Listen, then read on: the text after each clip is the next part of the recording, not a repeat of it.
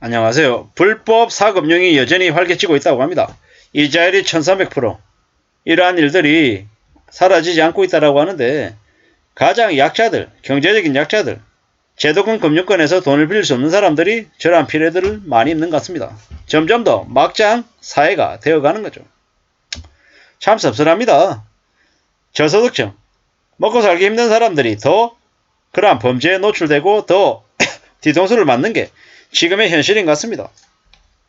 그러한 약자들, 경제적인 약자들을 보호하라고 정부가 있는 건데 되려 정부가 그러한 것들에 관심이 없습니다. 왜?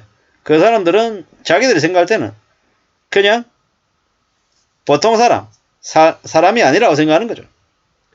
연체자도 100만원씩 대출을 받을 수 있다라고 얘기하는데 정부가 소액 생계비 대출을 출시했다는데 이자가 10몇 프로라고 얘기하죠.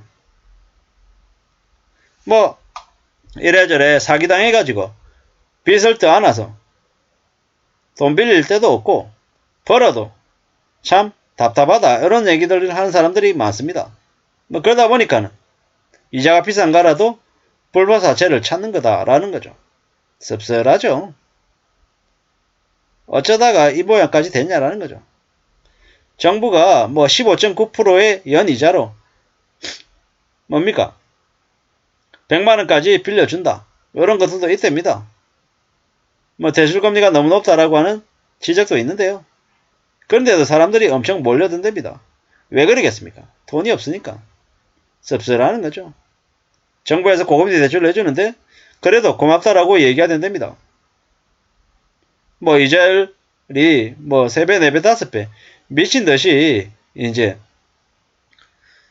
이자를 부담하면서 돈을 빌려야 되는 이런 애들이 있다 보니까 어쩔 수 없는 것 아닌가 이런 생각들도 드는 게 사실이죠. 서민들이 1000%가 넘는 사채에 내몰린다라고 얘기하는데요. 좀 씁쓸합니다. 이래저래 이자 제한법을 위반한 건수도 계속 늘어나고 있다고 하고요. 피해를 많이 입고 있다라고 하는데 이러한 부분들 관련해 가지고는 정부에서 좀 강력하게 처벌을 해야 되는데 대한민국의 검찰이 너무 솜방망이 처벌을 해서 저런 일이 벌어지는 거 아닌가 라는 생각이 듭니다. 이래저래 불법 사금융 관련해서 계속 일이 벌어진다라는 건 뭐겠습니까? 경제가 그만큼 안 좋다, 어렵다라고 보는 것도 맞겠다라는 거죠. 돈을 빌리는 사람들이 최후의 보루로 생각하는 사채, 그 대부업체, 돈을 빌릴 때는 정식 등록업체인지 아닌지를 확인하는 절차가 꼭 있어야 된다고 한답니다.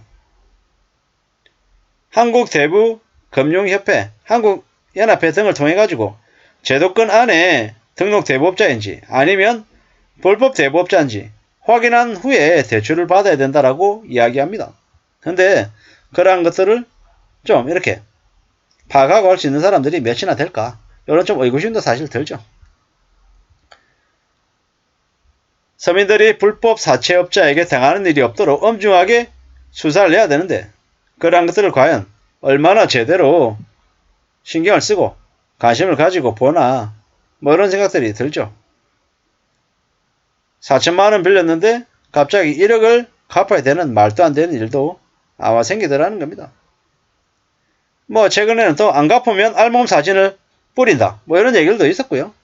저 AOA의 아주 유명한 그 아이돌 가수 출신의 여성도 사기를 당했다고 얘기할 정도로 좀 엉망이죠.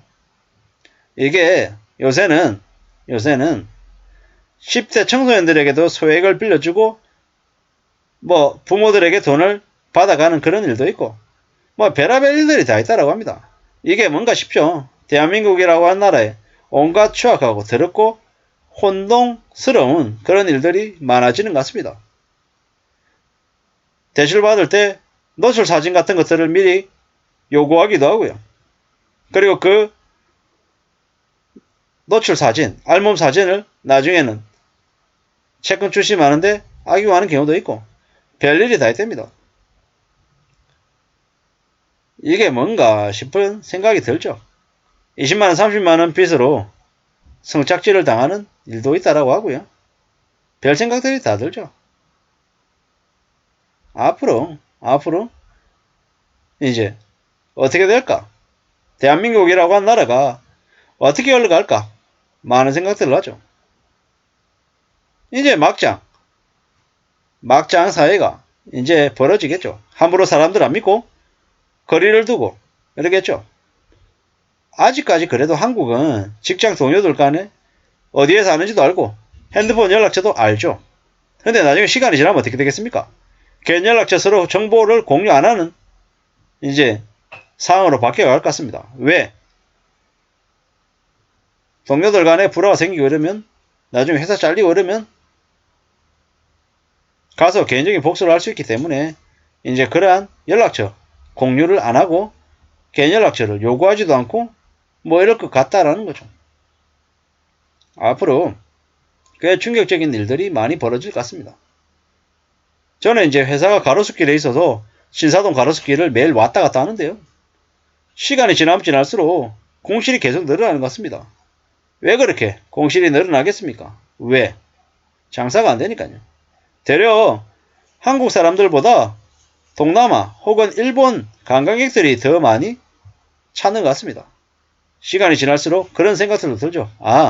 앞으로 한국의 각종 이제 사람들이 많이 몰리는 핫플레이스 지역은 한국 사람들이 아니라 외국 관광객들이 더 자리를 많이 차지하겠구나. 한국 내수는 심하게 얼어붙겠구나 라는 생각이 듭니다. 점점 더 한국 보통 사람들의 삶이 어렵다, 힘들다라는 생각이 이제 들죠. 불법 사금융이 활개치고 사기와 조작과 온갖 추악하고 더러운 일들이 한국에 더 많이 벌어질 것 같습니다. 이 사진은 쪽박촌에 사는 이제 주민의 모습인데요. 참 살아가는 삶이 참 힘들고 어렵죠. 서글프죠. 생활고에 시달리는 저신용자들이 사채로 내몰린다라는 거죠. 이게 지금 현재 벌어지고 있는 일입니다. 앞으로 대한민국에 얼마나 많은 사람들이 경제적으로 몰락하고 어려움을 겪으면 살까라는 생각들이 들더라는 겁니다. 참 많은 생각들이 듭니다. 정인 바짝 차리고 살아야 되고 노년에 불행하게 살지 않으려면 어떤 식으로든 저축하고 또 돈을 모아서 삶을 대비해야 될 것 같다는 생각이 더 많이 듭니다. 그래야 노년에 무시당하거나 괴롭힘 당하지 않고 자기 자신과 가족의 삶을 지키고 보호하면서 살 수 있을 것 같습니다. 아무쪼록 보수적으로 살 궁리를 더 해야 될 것 같습니다. 감사합니다.